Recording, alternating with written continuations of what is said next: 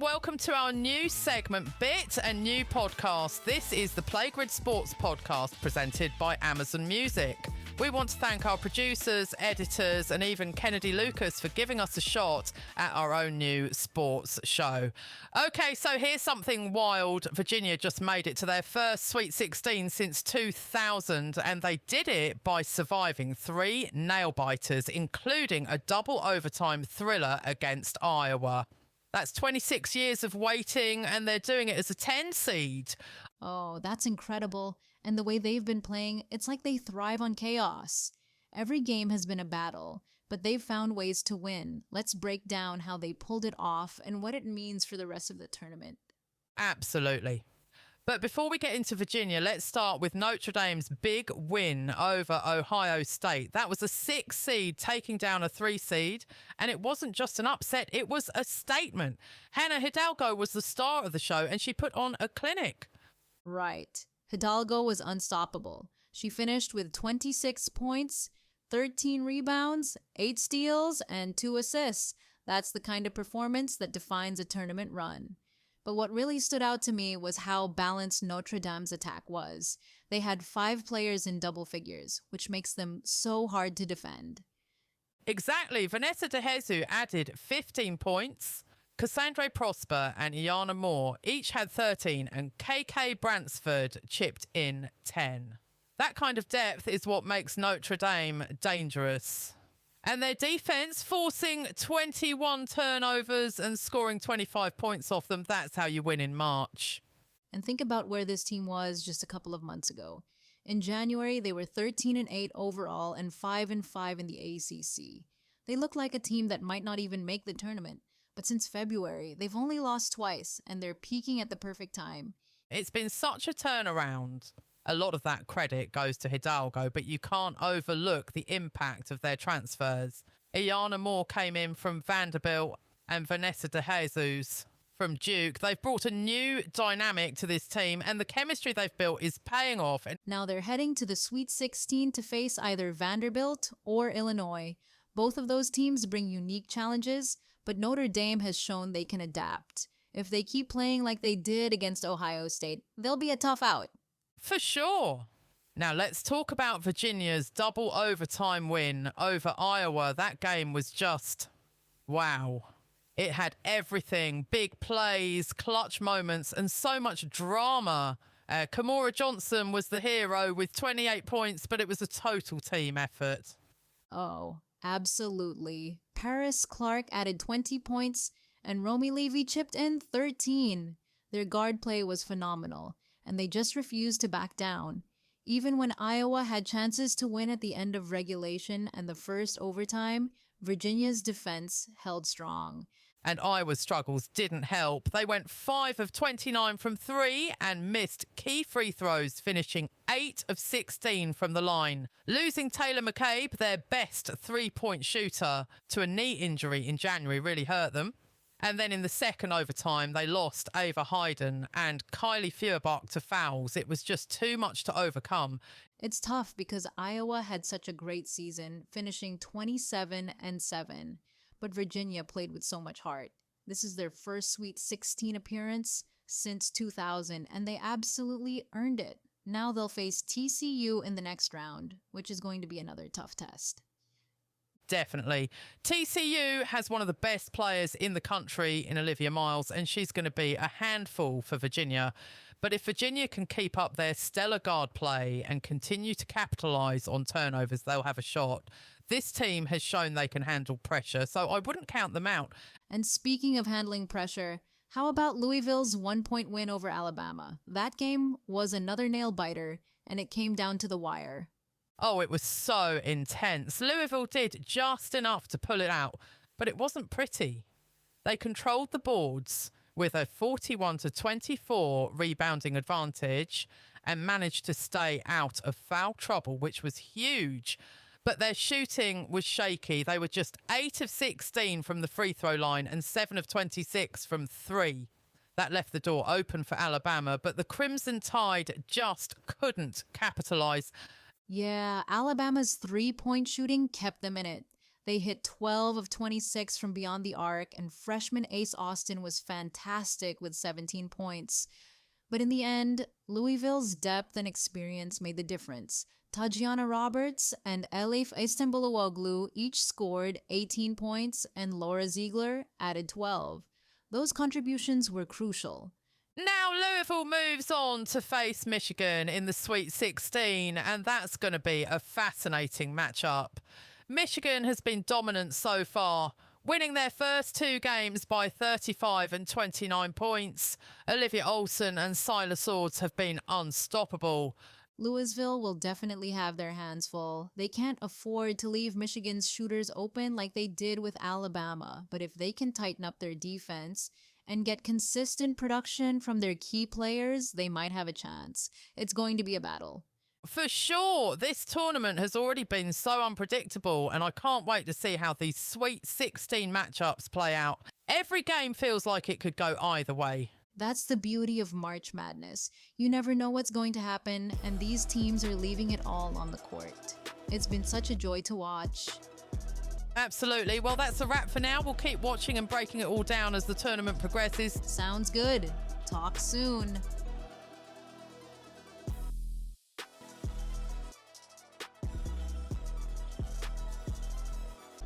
Hello, everyone.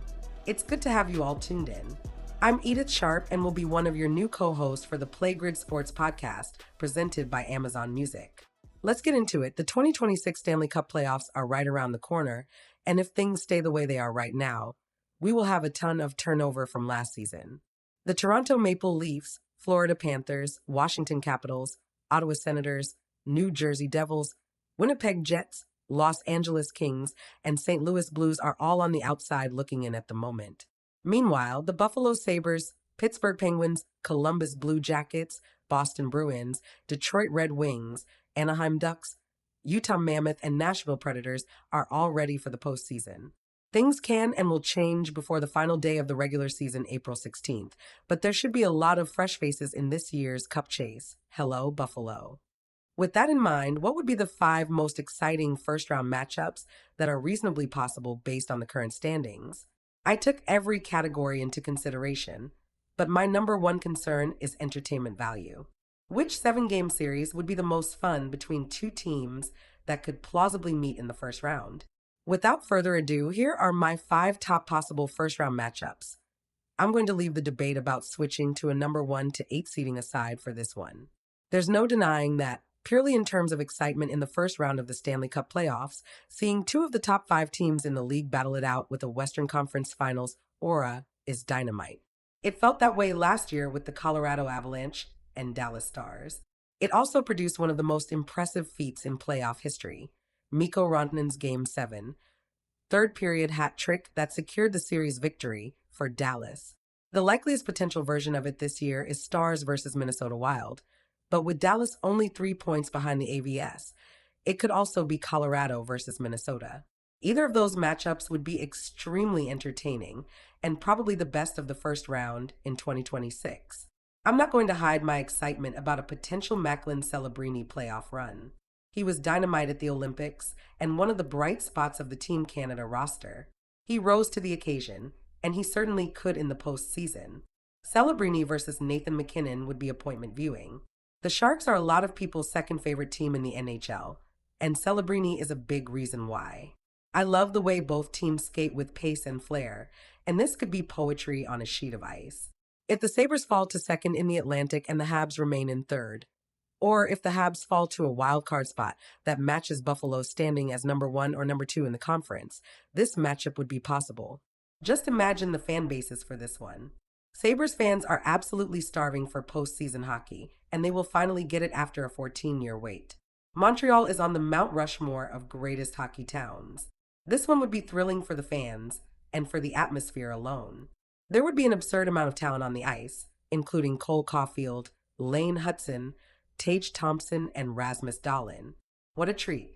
This one also has a statistical edge against other possible matchups.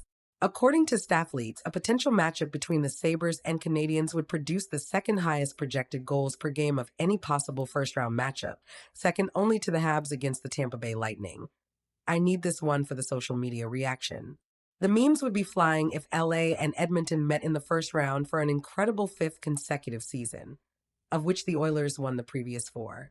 For the completionists out there, the span currently goes 2022.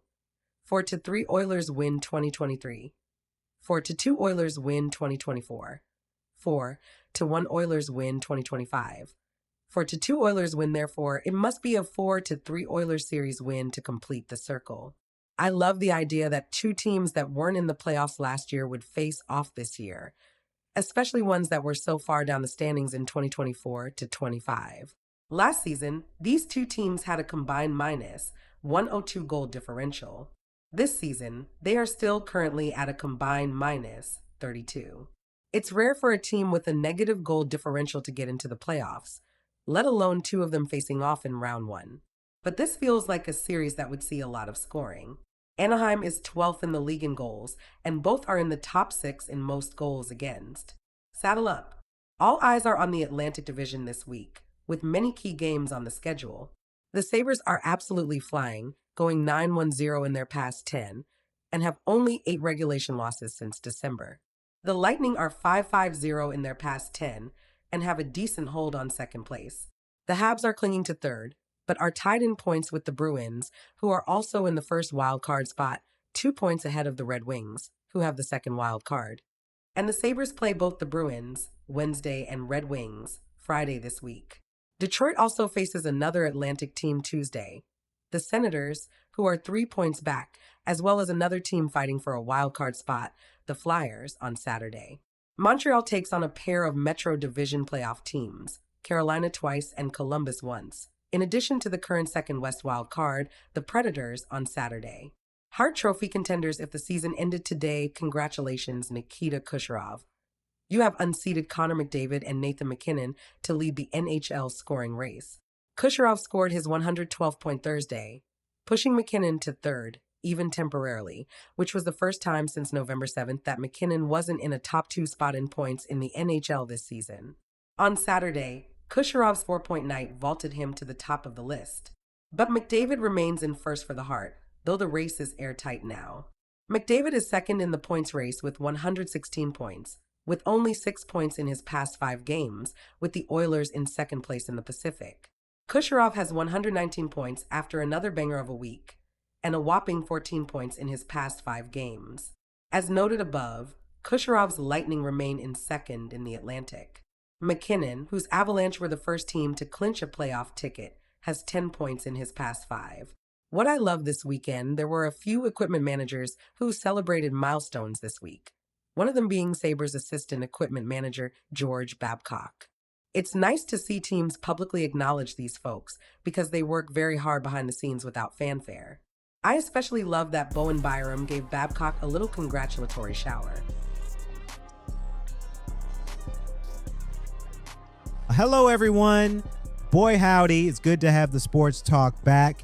Kennedy Lucas here, and we are talking baseball. Okay, so here's something wild. This offseason, the Dodgers signed Kyle Tucker to a $240 million deal, and it wasn't even their biggest move in the last 3 years. That's how dominant they've been. Oh, that's exactly what I was thinking. The Dodgers are just on another level. But honestly, this whole offseason felt like a giant game of musical chairs. Every team was making moves that had ripple effects across the league. Everyone. Right. And it all started with the Mets trading Brandon Nimmo to the Rangers for Marcus Semien. That move alone set the tone for the chaos that followed. Nimmo was their longest tenured player, and trading him was like saying no one is untouchable. Well, what's fascinating is how calculated it was. Semien might be older and coming off a down year offensively, but his defense is still elite, and his shorter contract gives the Mets some financial flexibility. Plus, he's known for being a great clubhouse guy, which the Mets really needed after last season.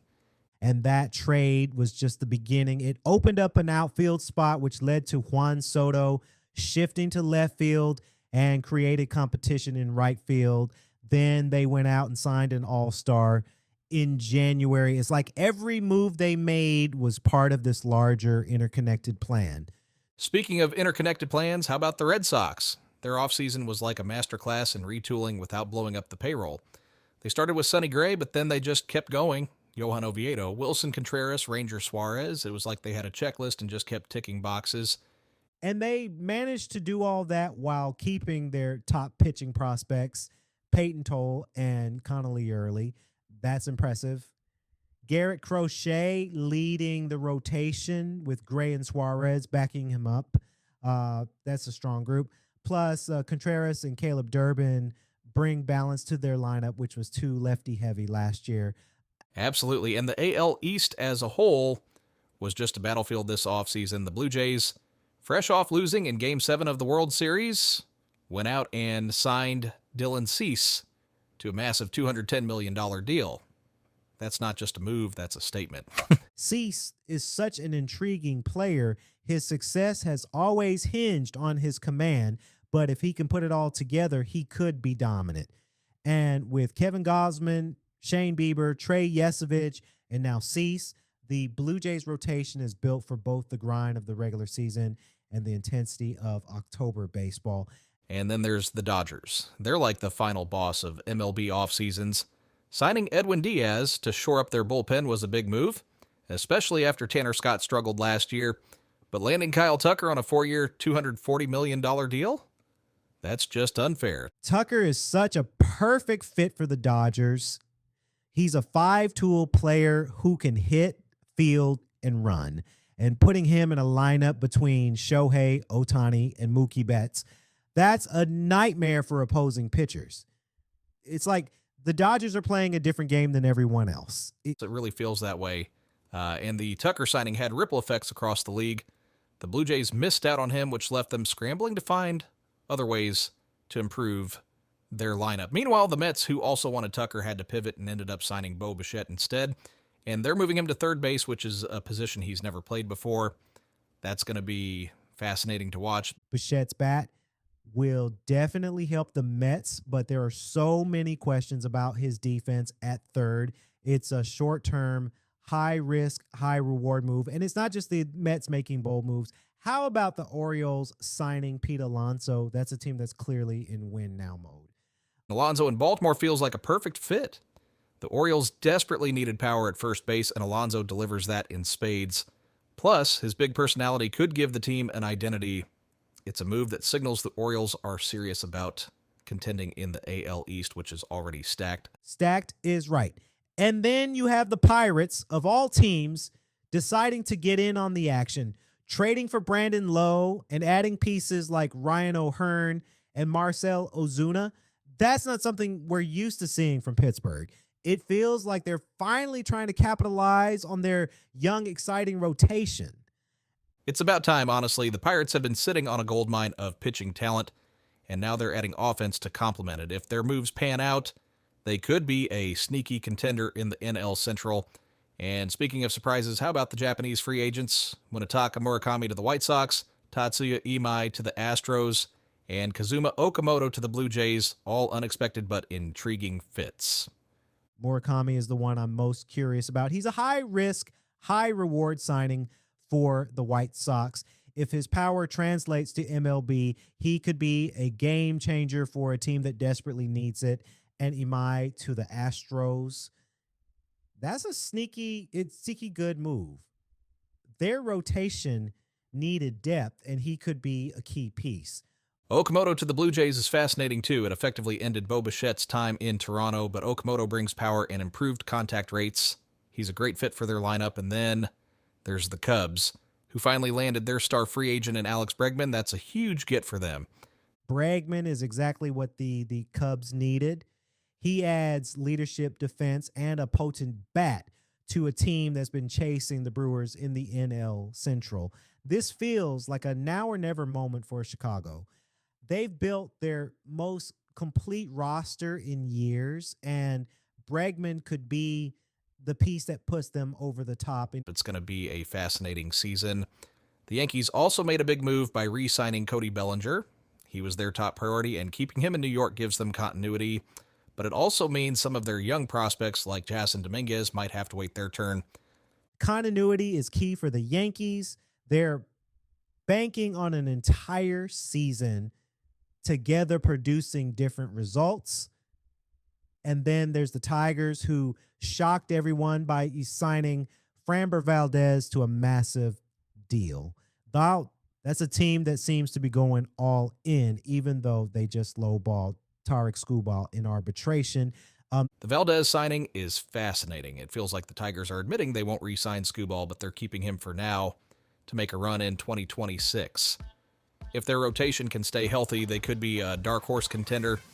This offseason really was a game of musical chairs, wasn't it? It really was. Like, every move had a ripple effect, and it feels like no team was left untouched.